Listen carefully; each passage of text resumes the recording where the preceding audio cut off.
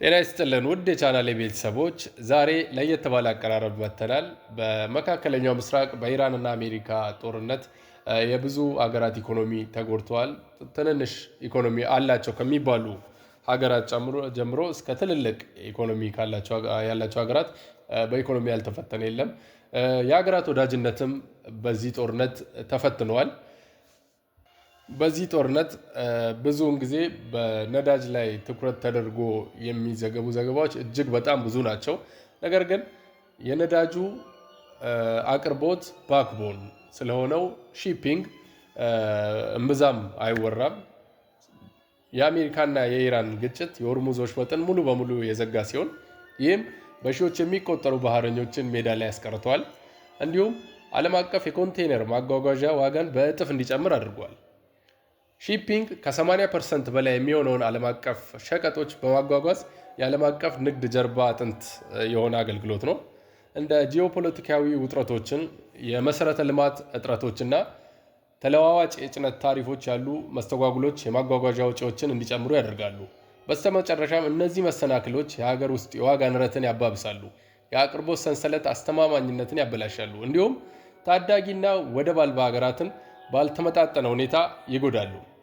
የባህር ትራንስፖርት ዘርፍ በቀጥታ ወደ ሀገራት ኢኮኖሚ የሚገቡ በርካታ መዋቅራዊ አሰራሮች ፈተናዎችን ያጋልጣሉ ለሀገራት ኢኮኖሚ ማለት ነው። በመሆኑም ዛሬ ከሺፒንግ አገልግሎት መስተጓጎል ጋር ተያይዞ የሚመጡ ጂኦፖለቲካዊ ችግሮችን እና ሌሎች ችግሮችን እንዲሁም በዓለም ትልልቅ 7 ካምፓኒዎችን ቶፕ 7 ካምፓኒስ እነማን እንደሆኑና እንዴት እንደተመሰረቱ ምን አይነት አገልግሎት እንደሚሰጡ እናያለን በጋራ ማለት ነው። አብራችሁን ቆዩ። የባህር ትራንስፖርት ዋና ዋና መሰረታዊ ፈተናዎችን ስናይ አንደኛው ጂኦፖለቲካዊ ውጥረቶች እና የመንገድ መቀየር ነው። ወሳኝ መተላለፊያ በዋና ዋና የባህር ኮሪዶሮች እንደ ቀይ ባህር እና ሆርሙዝ ወሽመጥ ያሉ ግጭቶች እና አለመረጋጋቶች የሸቀጦች እና የኃይል አቅርቦትን ነፃ ፍሰት ያስተጓጉላሉ። ውድ የሆኑ አማራጭ መንገዶች የደህንነት ስጋቶችን ለማስወገድ የጭነት መርከቦች ብዙውን ጊዜ ቀጥተኛ መንገዶችን እንደ ስዊዝ ቦይ በመተው በደቡባዊ አፍሪካ ኬፕ ኦፍ ጉድ ሆፕ ዙሪያ ይጓዛሉ። እነዚህ ረጃጅም ጉዞዎች ደግሞ የመሸጋገሪያ ጊዜን፣ የነዳጅ ፍጆታን እና የኢንሹራንስ አረቦን በከፍተኛ ሁኔታ ይጨምራሉ። እነዚህ ጥምር ወጪዎች ብዙውን ጊዜ ወደ ሸማቹ የሚተላለፉ በመሆናቸው አስመጪ ሀገራት ላይ የዋጋ ንረትን ያስነሳሉ። ሁለተኛው ችግር ደግሞ የጭነት ታሪፍ መለዋወጥና የገበያ ክምችት ነው። የዋጋ መለዋወጥ የማጓጓዣ ዋጋዎች በጣም ተለዋዋጭ ናቸው።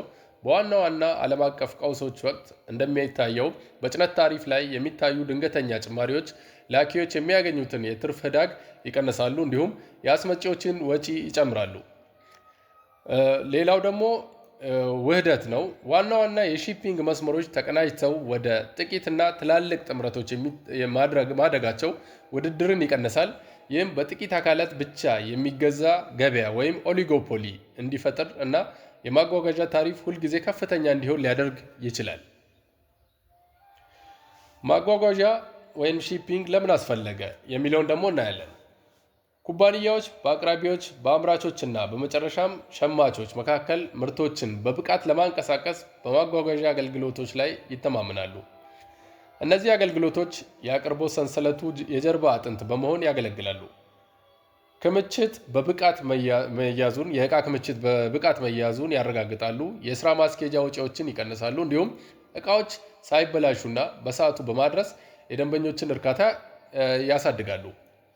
ከባለሙያ ማጓጓዣ እና ሎጂስቲክ አቅራቢዎች ጋር በመተባበር በርካታ አስፈላጊ ጥቅሞችን ይሰጣሉ። አንደኛው የደንበኛ እርካታ ነው። በሰዓቱ ክትትል የሚደረግበትና ሳይበላሽ የሚደርስ አቅርቦት የምርት ብራንድ እምነትን ለመገንባት እና ደንበኞችን ለማቆየት ወሳኝ ነው። ሁለተኛው የወጪ ቅልጥፍና፣ ለባለሙያዎች ውክልና መስጠት በጅምላ ማጓጓዣ ቅናሾችን፣ የተመቻቹ የአቅርቦት መንገዶችንና የመጋዘን እንዲሁም የትራንስፖርት አስተዳደር ወጪዎችን ለመቀነስ ያስችላል። ሶስተኛው ዓለም አቀፍ ተደራሽነት ነው። የማጓጓዣ አገልግሎቶች የጉምሩክ ክሊራንስ እና ድንበር ተሻጋሪ ደንቦችን ጨምሮ ውስብስብ ዓለም አቀፍ ሎጂስቲክን ያስተናግዳሉ። ይህም ንግዶች ወደ ዓለም አቀፍ ገበያዎች በቀላሉ እንዲሸጡ ያስችላቸዋል። አራተኛው ዋና ዋና ትኩረት ነው። ስርጭቱና ትራንስፖርቱን ለሶስተኛ ወገን አቅራቢዎች በመስጠት ኩባንያዎች ጊዜያቸውን፣ ገንዘባቸውንና ሰራተኞቻቸውን እንደ ምርት ልማት እና ሽያጭ ወደ መሳሰሉ ዋና ዋና የንግድ ስራዎች ማዞር ይችላሉ። አምስተኛው ሊሰፋ የሚችል አቅም ወይም ስኬላቢሊቲ።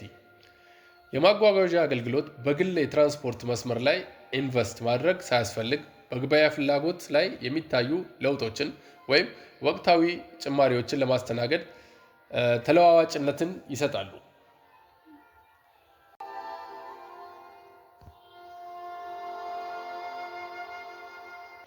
አሁን ደግሞ ሰባቱ ምርጥ ዓለም አቀፍ የማጓጓዣ ወይም የሺፒንግ ካምፓኒዎችን እናያለን። የዓለም አቀፉ የማጓጓዣ ዘርፍ በከፍተኛ ደረጃ የተደገፈ ሲሆን ሰባቱ ዋና ዋና የኮንቴነር የባህር አጓጓዥ አጠቃላይ የዓለም አቀፍ የማጓጓዣ አቅምን ከ75 በመቶ በላይ ይቆጣጠራሉ። በዓለም ላይ ያሉ ምርጥ ሰባት የማጓጓዣ ኩባንያዎች አሁንም ካላቸው የአሰራር መረጃና ከታሪካዊ አመሰራረታቸው ጋር ከዚህ በታች አቅርበናል። ሰባተኛ ላይ ካለው ስንጀምር ኤቨርግሪን ማሪን ኮርፖሬሽን ይባላል። ኤቨርግሪን እንዴት ተጀመረ? ኤቨርግሪን በ1968 በቢሊዮነሩ ቻንግ ዩንግ ፋ ተመሰረተ። እርሱ ስራውን የጀመረው ሴንትራል ትረስት በተሰኘች አንዲት ያገለገለች መርከብና አነስተኛ አገልግሎት ነበር። በ1970ዎቹ እና 80ዎቹ ውስጥ ኤቨርግሪን በከፍተኛ ሁኔታ በመስፋፋት ወደ አሜሪካ ምስራቃዊ የባህር ዳርቻ ሙሉ የኮንቴይነር አገልግሎቶችን የጀመረ ሲሆን በ1984 በዓለም የመጀመሪያውን በሁለቱም አቅጣጫ ዓለምን የሚዞር ሙሉ የኮንቴይነር አገልግሎት ተቋም አቋቋመ። ኤቨርግሪን ማሪን ኮርፖሬሽን ዋና መስሪያ ቤቱ ታይዋን ሲቲ ወይም ታይፔ ሲሆን ዓመታዊ የመጫን አቅሙ ከ1.6 ሚሊዮን እስከ 1.8 ሚሊዮን ቲኢዩ ነው። ቲኢዩ ማለት ተመልካቾቻችን 20 ፉት ኢኩቫለንት ዩኒት እንደማለት ሲሆን ይህም የኮንቴነርን ማስ ወይም የሚይዘውን ቦታ የሚለካ የመርከብ ጭነት መለኪያ ነው። የኤቨርግሪን የገበያ ድርሻ 5.7% ነው ከዓለም አቀፉ የሺፒንግ ድርሻ ማለት ነው። ኤቨርግሪን የመርከብ ብዛቶቹን ስናይ ደግሞ ከ210 እስከ 230 ተብሎ ይገመታል። በገበያ ድርሻውና በመጫን አቅሙ ስድስተኛ ደረጃ ላይ የሚገኘው የሺፒንግ ካምፓኒ ኦሽን ኔትወርክ ኤክስፕረስ ወይንም ዋን በመባል ይታወቃል። ከታሪካዊ አቻዎቹ በተለየ መልኩ ዋን በ2017 የተመሰረተ በ2018 ስራ የጀመረ ወጣት ኩባንያ ነው።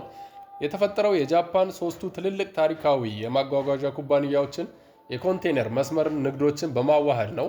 እነሱም ኒፖን ዩሰን፣ ካይሻ፣ ማትሱ ኤኤስ እንዲሁም ካዋሳኪ ኪሰን ኮይሻ የተባሉ ናቸው። ተመልካቾቻችን ስማቸው በጣም ከባድ ነው። ከአውሮፓውያን ግዙፍ ኩባንያዎች ጋር ተወዳዳሪ ሆኖ ለመቀጠል ኃይላቸውን በሲንጋፖር ዋና መስሪያ ቤት ወደ አንድ መረብ ያገናኙ ሲሆን በደማቅ ማጆንታ ሮዝ መርከቦቻቸው ኮንቴነሮቹን በሰፊው በመጫን ይታወቃሉ። ዋና መስሪያ ቤታቸው እንደተነጋገርነው ሲንጋፖር ነው። ዓመታዊ የመጫን አቅማቸው ከ1.9 ሚሊዮን እስከ 2.1 ሚሊዮን ቲኢዩ ነው። የገበያ ድርሻቸው 6.4% ነው። የመርከብ ብዛት ከ270 እስከ 280 መርከቦች ይገመታል። ዋን ማለት ነው። በአምስተኛ ደረጃ ላይ የምናገኘው የመርከብ ካምፓኒ ሃፓግ-ሎይድ ይባላል። በ1970ዎቹ የተመሰረተው ሃፓግ-ሎይድ የሁለት ታዋቂና የ100 ዓመት ዕድሜ ያላቸው የጀርመን ማጓጓዣ መስመሮች ውህደት ውጤት ነው። ሁለቱም የመጀመሪያ ኩባንያዎች ሁለት የዓለም ጦርነቶችን ተቋቁሞ ያለፉና መርከቦቻቸው ሙሉ በሙሉ ሁለት ጊዜ ያጡ ሲሆን የ1970 ህብረታቸው ለኮንቴይነር ስራ ትልቅ የመዋቅር ለውጥ ነው ይባላል። አራተኛ ላይ የምናገኘው ደግሞ ኮስኮ ሺፒንግ ላይንስ ሲሆን የቻይና ውቅያኖስ ማጓጓዣ ኩባንያ ወይንም ኮስኮ መጀመሪያ በ1961 በቻይና መንግስት ባለቤትነት የተያዘ የማጓጓዣ ድርጅት ሆኖ ተቋቋመ።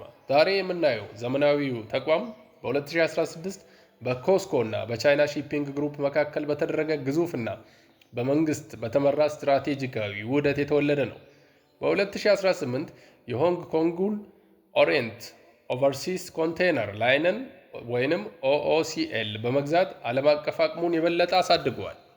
ኩስኮ ዋና መስሪያ ቤቱ ሻንጋይ ቻይና ሲሆን የመጫን አቅሙም ከ3 ሚሊዮን እስከ 3.4 ሚሊዮን ቲዩ ነው።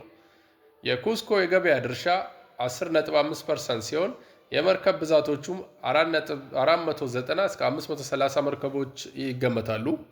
በሶስተኛ ደረጃ ላይ የምናገኘው ሲኤምኤ ሲጂኤም ግሩፕን ነው።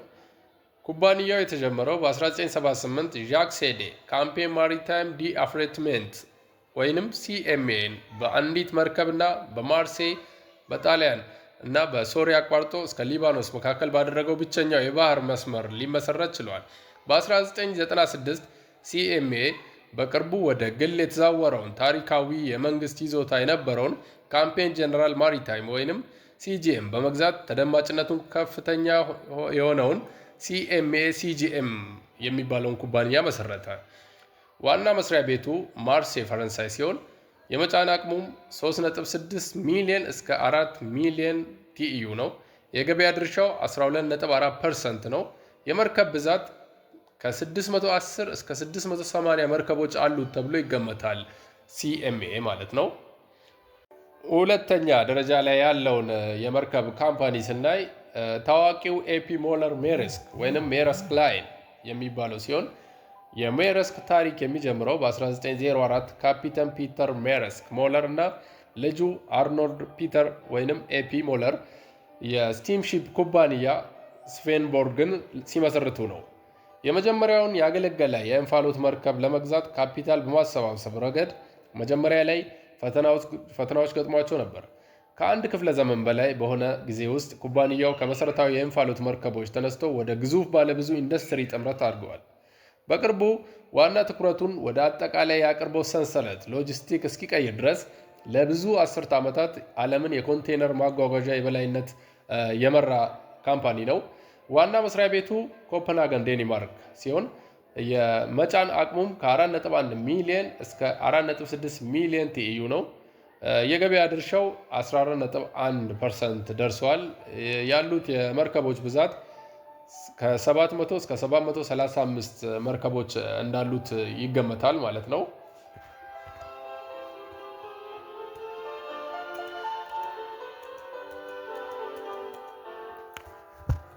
አንደኛ ደረጃ ላይ ያለውን ካምፓኒ ስንመለከት ሜዲተራኒያን ሺፒንግ ካምፓኒ ወይንም ኤምኤስሲ ነው። እንግዲህ ተመልካቾቻችን ይህን ካምፓኒ አብዛኞቻችን እናውቀዋለን።